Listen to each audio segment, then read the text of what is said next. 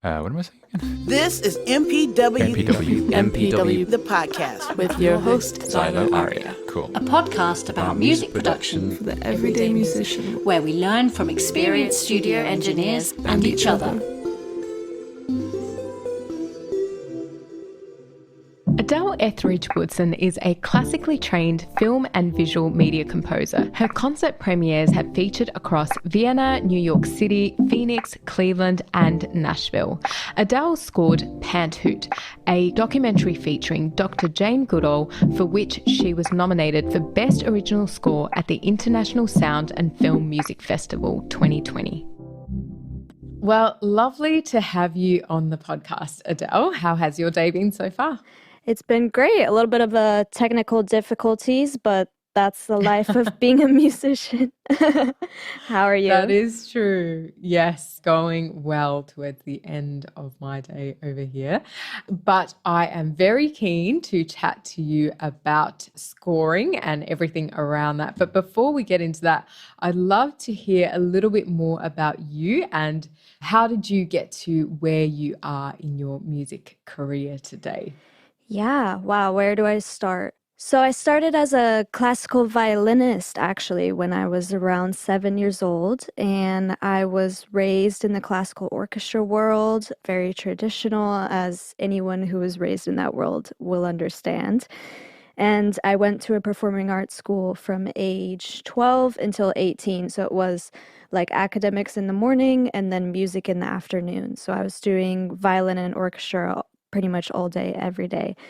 And then around when I was 15, I felt like I had all this creative energy, but I wasn't able to properly express it just by playing other people's music. And that's when one of my teachers was like, well, what about composing? And I was like, I didn't know composers were real. I thought they were all dead. So that was a big revelation for me. Okay. And I tried to do more like concert classical compositions, but I felt like it wasn't me. And that's when I was introduced to a local film and video game composer who was teaching at the university near me. And he kind of introduced me to the world of technology and scoring and that whole universe. And it really opened a lot of doors for me. And so when I went to Arizona State University, I decided to pursue film scoring.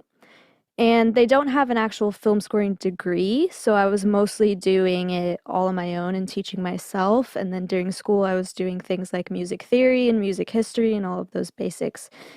And I started scoring student films, and then from there, it kind of just expanded upon to where I am today. Wow, it sounds great. And also sounds like you never really know when that opportunity will strike. And it sounds like someone introduced you to that, and then it happened to be something that you were really good at and enjoyed. Yeah, I'm very grateful for people who have, told me about things because sometimes it's not so obvious. Definitely. And I think, and this comes up a few times in the podcast, is that in the education space, often growing up, we are only told about either the orchestral and classical route or like pop stardom and nothing else. Yeah, exactly. So it's great that that was introduced to you. And you mentioned you started scoring student films and it grew from there. Was there any specific pathway in how that happened, or was it very organic of one thing led to another sort of thing? A mixture of both. So on the student side, basically it's all word of mouth. So I would score for one student and then they would tell another student that I was their composer. And so that's how I kept working on those student films. And then I actually graduated in 2020 right into COVID, which wasn't ideal, but the silver lining was everyone started doing everything over Zoom. And filmmakers were a lot more willing to take a chance on someone who didn't live in their area. So I spent a lot of time curating my social media and following filmmakers and doing events that were over Zoom. So a lot of people started moving all of their networking events and everything to free Zooms, which made everything a lot more accessible. So by pursuing those opportunities and putting myself in those spaces, it also helped me make new connections from filmmakers all over the world. So it was kind of a mix of people I had already met in school, people I was meeting during COVID. And then after restrictions were lifted, I did go to LA pretty often to take meetings and go to events and things like that. That's great to hear. And it sounds like you have been quite proactive in building your network and creating those spaces for you, I guess. Yeah, I think in this line of work, you really just have to be a go-getter. But at the Yeah. same time, you have to realize it doesn't happen overnight. And so, people might be talking about you and being like, oh, I'd love to work with them someday. And you have no idea. And then they might pop up, 6 months down the line. So it's also about being patient. Yeah, that is great advice. And can you tell me a random fact about yourself that maybe not that many people in the industry know about you? I actually grew up playing soccer. So I was a very competitive soccer player until I was about 18 or 19. So that was Oh, wow. a big part of my life in addition to music. But I feel like not many people know that because I don't play anymore. Okay, okay. Do you think there are aspects from that and playing sport till that age that maybe helped you in your music career as well? Yeah, honestly, I feel the discipline side of being an athlete, the days where I didn't want to be running or lifting weights or whatever, I still did it because I knew it would help me in the long run to get to my goals. And it's kind of the same thing. Like sometimes I wake up and I'm like, I really don't want to write or send emails or do meetings or whatever, but I know that what I do today will help me tomorrow, sort of thing. So I definitely think the discipline. And also, sports teach you how to work in a team, which is what filmmaking really is all about. That's great. And yeah, as someone that is working for yourself and as a freelancer, there is so much self motivation required to do what you Yeah. need to do. And I love that drive and that discipline, parts of that have come from your sports background. So that's really cool. Yeah. And also, I feel like the classical world is also a very disciplined, pretty rigid system as well. So I'm sure some of it comes from that. True. That's true as well. Yeah. So, can you tell me about one event in your life that you would maybe change, or if not change, then something that you've learnt the most from? So when I was first starting out and I was working on a student film, I was getting feedback on my cues and I was taking it very personally, which I'm sure a lot of film composers and musicians might understand.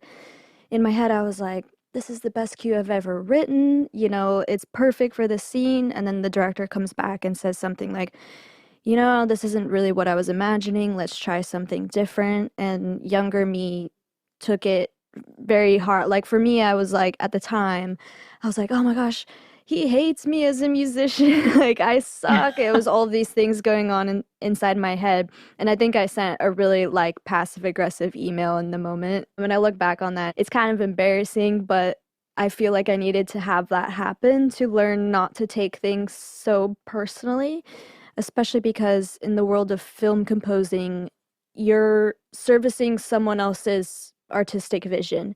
And so essentially, you have to listen to what they say, even if at the time you might be like, well, this cue really works. And then in the end, it actually works a lot better when you incorporate other people's feedback. So I think I look back on that time and I'm like, I would never do that now. I mean, sometimes there are hard moments where I have to take a breather, but just overall, I think I take feedback a lot less personal than I did before. So, how would you have handled that situation now? If I didn't agree with the feedback, and most of the time I'm like, sure, let's just try it. And then sometimes the filmmaker might be like, just kidding, let's go back to how it was before. It's all about being super flexible. So normally I would just say, okay, let's do it. And then we do it and we see if it works or not. If I was having a harder time processing the feedback, I would take a step away, go eat a snack, go for a walk, something to help me calm my energy down, and then approach the email later when I'm in a more neutral or composed headspace. So that's what I Yeah, would do. yeah.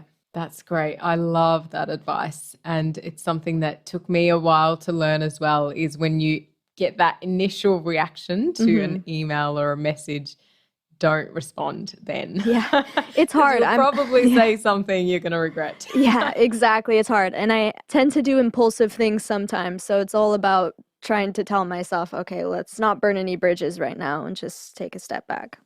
Love that. That's great advice. So, coming to the scoring process, Adele, can you tell me what is the typical process of writing a score for a film? And can you give me a rough walkthrough on how that works? So it depends on when the filmmaker brings the composer in. Most of the time, they're bringing the composer in after the film has been shot, but sometimes they actually can bring you in the script stage. But the general walkthrough is if you're brought on later, they give you a script, they give you the rough or final cut wherever they are.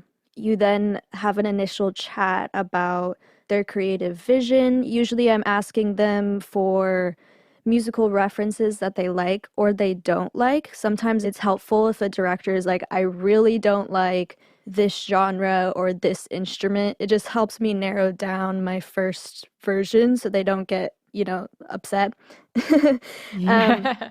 Yeah. And then after that chat, we have what's called a spotting session, which is when you sit down with the director and you go through the entire film and you mark down every single place they want a cue. And then I basically have a whole spreadsheet. So I keep track of everything, time codes, where the cue comes in and out, style, if they want it to be prominent in the scene or more background score, all different things that we're chatting about in that stage. And then after Just before jumping on to the next bit, Adele, Yeah. can you describe to me what a cue is for anyone who Oh, doesn't right. know?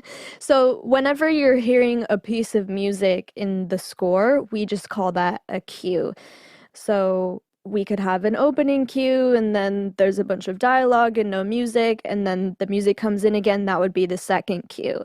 And so it's just a Okay. way of organizing ourselves to remember where all the music goes. Yeah, that makes sense. Excellent. So after the spotting session, that's when I go in and I do my first version of themes, or sometimes I'll do like a theme suite where it's not scored to picture and I just write a bunch of musical themes and we decide on those, revising, going back, approving, whatever. That way I'm like, okay, we already know what themes we want, and then I can just put them to picture. Or other times, I'll be just scoring directly to picture. Usually I do that if it's not as much music, or it's more ambient, less thematic, and more just textural. Or if we're just really pressed for time, which sometimes happens, and I'm like, I don't have time to do a theme suite, I just need to get right into it. So every experience is a little bit different. If I do have time, I do like to do a suite of themes just because I think directors like that and it just saves me time down the line if we already have cues approved, kind of. And then from there, it's a very collaborative process. I'm sending a batch of cues, they're sending me notes either over email or we have a chat over the phone or over Zoom. I go back and revise. We repeat the process until it's approved. And during this process, sometimes the edit is changing as well. So I also have to keep an eye on like the time codes changing, if a scene gets longer or shorter, and adjusting as needed. And then after that, we're pretty much locked in. Now, this is where it depends on how much money the production has. Sometimes we don't have money to hire any musicians. So it's just what I've done in the box, which is just in my software. A lot of the times I'll record myself on violin as well. And if I can hire a mixer, but a lot of the time I'm mixing my own scores.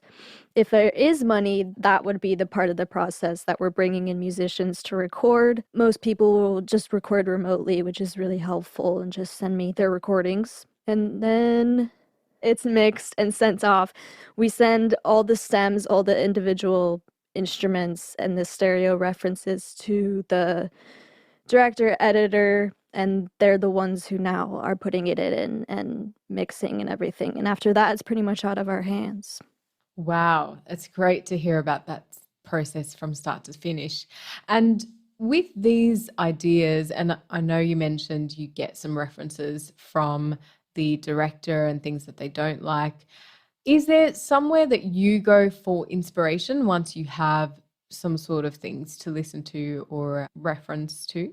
hmm I feel like I'm constantly being inspired by things around me, whether it's a book I'm reading, a show I watched, a piece of music I heard on the radio or on my Spotify Discover or wherever. It kind of comes from all over the place. I do, of course, find a lot of inspiration from the references the filmmaker might send me, but it's kind of a slippery slope. If I listen to it too much, I end up copying it kind of subconsciously, and I really don't want that. So I try to just take a few listens and then try to take the essence of what they're wanting, but putting my own twist on it, if that makes sense. Mm. Yeah, for sure. That's great. And you mentioned as well, and you've sort of answered this of, do you need a whole orchestra to play a piece, or is it fine to do digitally? And of course, when there is no budget for that, how do you go about? Are there any specific in the box plugins or something that you think are really great to get a good result? Yeah. In an ideal world, I get an orchestra every time, but the reality is orchestras are extremely expensive. And that also involves hiring engineers, studios. There's a lot that goes into hiring a whole orchestra. So most of the things I work on don't have that kind of money, especially in the independent film world. So it's about using the resources that you have available to you to make it as natural sounding as possible. So for me, because I'm a string player, I'm pretty picky about the sounds I use. So I mix a few libraries. My go-tos are definitely Spitfire Audio. They have a traditional orchestral sound in Albion 1, but they also have really interesting textural libraries. Like I use their cinematic frozen strings, Appassionata strings. They have all sorts of different libraries that I can use in various circumstances. And then I'll usually mix that with East West Composer Cloud because they have a pretty extensive amount of string sounds. They have small ensembles and big ensembles, so you can get the kind of texture and timbre that you want. And then on top of that, I'll record my violin. So it's a huge mix of different things. And then with the violin top line kind of sitting on top of it, it gives it a more natural sound because it's a real instrument.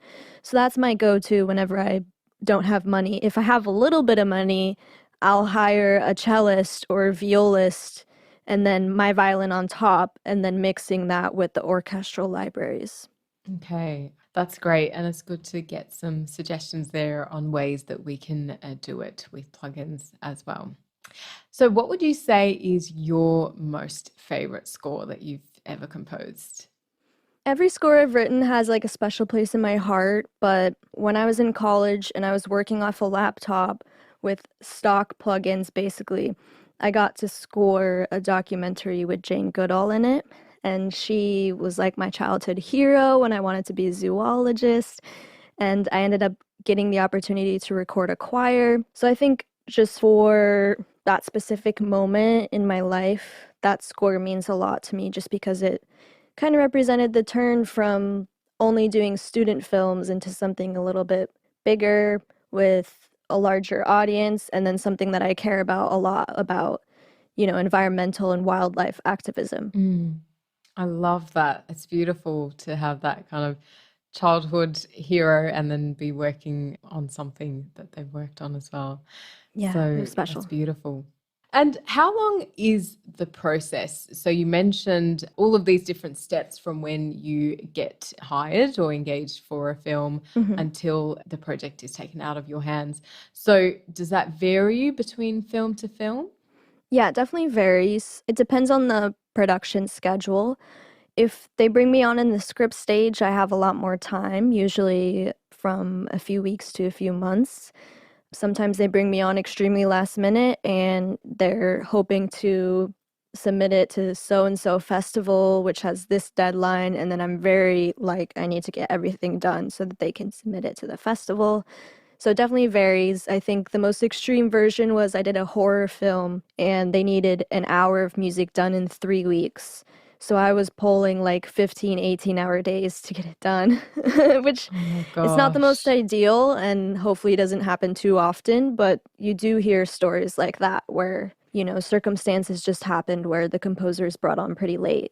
Okay. Okay. Wow. That sounds very intense. Yeah, it was super intense. Yeah, gosh. And you mentioned about the process if there were to be an orchestra involved or with this choir as well. How involved do you usually get when it comes to the performance of the instrumentalists and recording and all of that?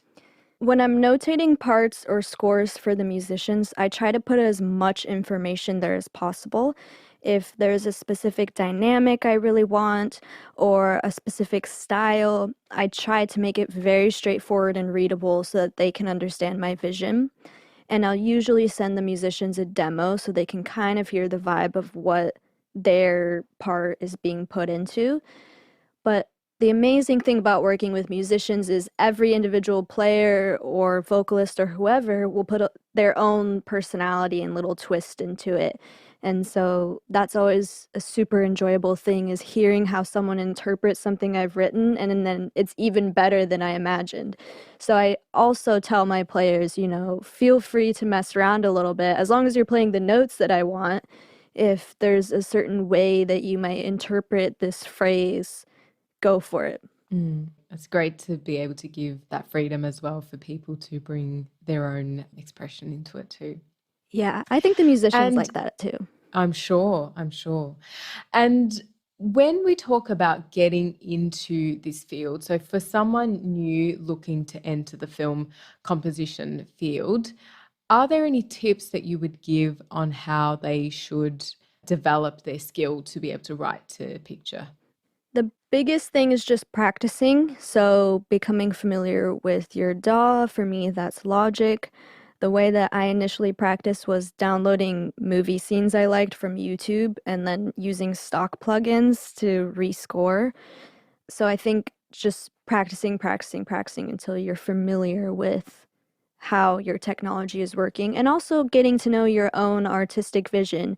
To be honest, it took me a while and I'm still kind of on this journey of figuring out what kind of composing style I resonate with the most, what kind of sonic branding do I want? Because for a while I just tried to sound like other composers because that's how I was learning. And now it's all about, well, what do I sound like? So I think also taking a look at yourself and your artistic vision and what resonates with you, and knowing that if you're doing something that no one else is doing, that's great. The industry needs that. Don't feel the need to copy or even compare yourself to other composers because that never works. And I wish I could go back and tell past me that too. Yeah, okay. I love that. And I feel like in so many parts of the music industry, we can feel like we need to be like other people, but those people are already there. So we Yeah, don't need exactly. multiples of them. Mm-hmm. Yeah. No, I love that. So just coming to a few audience questions for you, Adele. So there was one from Laura Coliani, and Laura asked, what are the prerequisites to work in soundtrack composition? So, for one, I'll say you don't need to go to school for this. School's fine. I'm glad I went and got a degree, but filmmakers really don't care if you have a degree or not. So, don't worry about the schooling. I think the prereqs that a lot of filmmakers are looking for is what have you scored before and or what kind of music do you like to write? Your abilities in your DAW are really helpful, although filmmakers aren't really looking for that. It's more of a just practical thing for scoring. The cool thing about scoring is you can kind of just jump right into it. There's ways of marketing yourself that make you seem more quote unquote professional. So having a website, a reel, some headshots, basic things like that, I think will also help in the long run. I think it's all about just your musicianship there. You can just go right into it. Yeah, okay. And what you mentioned there was interesting how you said some simple things like a website, a reel, and some headshots and things. But I think maybe a lot of people don't think of those little things and Mm. how they can really set you apart from everyone else that just has a social media page, for example. Yeah, I think social media is cool. Like, I treat Instagram kind of like a living portfolio. And I find that most people will go to my website from Instagram. So social media is great, but have a place that people can go to after where all your information and music is in one place. Even if it's just a one-page thing on Squarespace with your name, a quick bio, and a few audio tracks of music you've written. I think that can really set you apart from people who might not have that. That's a great piece of advice there. And another question from Minu, Krishna Kumar, and Minu asked, what does it take to become a successful composer? Big question. I think it's a combination of factors: discipline, patience, kindness, being an open and willing collaborator, being able to step away from your ego and learn that you're making a product with someone else, as in the filmmakers, the editors, the actors. Everyone is coming together to create one functional story. So learning that you are just one part of a whole is probably the biggest learning curve that most musicians and artists need to, journey on. Those are the biggest things. And then, of course, just being aware of music theory, music history. You don't need to be an expert by any means, but it's good to have a pretty basic grasp on things like that. So we are now at our speed quiz, Adele. Are you ready? I don't know. People always get stressed here. I'm sweating. It must just sound really intense. Yeah. All right. So there are 5 quick fire questions and you have to pick one. So first one, live DJ or live band? Live DJ. Okay. Ballads or dance beats? Dance beats. Melody or lyrics? Melody. Mac or PC? Mac, for sure. Quality or vibe? Vibe. Okay. Oh, that was good. That was good. Very speedy. Okay, I thought it was going to be like, what's this chord progression? No, definitely not. Definitely not. Okay, good. Yeah, no, that's good stuff. So coming to our top tips section then, Adele. So what is your one top career tip?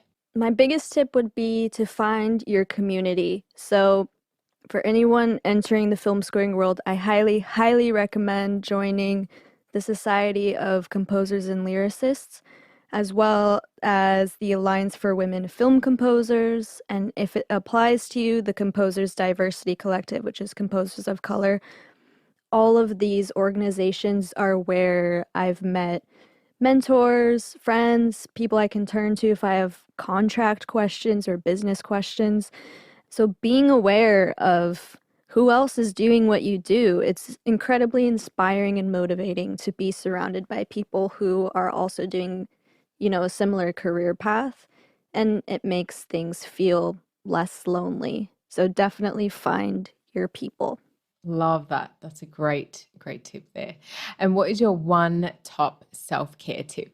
Get enough sleep and knowing when you do your best work. So I do my best work in the morning, and that's usually when I'm writing, and then I take the night off and just chill. For some people, it's the complete opposite. So knowing your habits and your body and what works for you will be the best way to stay healthy and excited about writing. Love that. That's also really, really good. And last one, what is your one top general life tip? It sounds so cliche, but being true to your own voice. I spent a long time trying to be like other people or what I thought other people wanted me to be like, and it didn't work. I wasn't happy. So remembering that we're all on this journey together, and anything that comes from your soul and your artistic vision, the world needs to hear. So just being super unapologetic in who you are. Love that. What a great way to end the episode. Thank you so much, Adele. I feel Thank like you. I have learned a lot about the scoring process, and I'm sure our audience has too. So it's been an absolute pleasure to have you. Likewise. Thank you so much. My biggest 3 takeaways from Adele's episode was firstly to have some headshots, a reel and a website so that you can really stand out from other film composers. And everyone has a social media, so this way you can really set yourself apart. My second biggest takeaway was to work out your individual sound as a film composer and don't try to sound like everyone else, and this will be appreciated by people down the line. And my last biggest takeaway was not to be too reactive when you get an email that you maybe are not too happy with, to take a breather instead and respond later on so you don't say something you'll regret. That's it from us this week. I hope you enjoyed the episode and we look forward to seeing you in 2 weeks.